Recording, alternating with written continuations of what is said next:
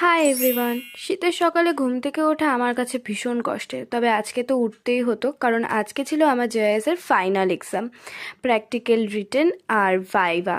তো তার জন্য আমি জলদি জলদি স্নান করে নিলাম, স্নান করে রেডি হয়ে নিলাম আর খেতে বসে পড়লাম। আমার মা একটু ক্যামেরা শাই, তাই ক্যামেরাতে আসেনি। যাই হোক, আমি পৌঁছে গেলাম কলেজে।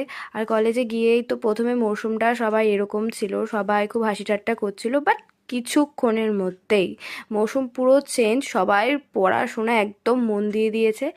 যাই হোক, তারপর আমরা এক্সামটা দিয়ে দিই আর আমাদের এক্সামটা খুব খুব খুব ভালো হয়েছে। আর লাস্ট টাইম সবার সাথে আবার দেখা হচ্ছে আমাদের, তাই একটু ভালো করে ফটো ভিডিও করে নিলাম আর সবাইকে আমার ক্যামেরাতে নেওয়ার চেষ্টা করেছি আমি।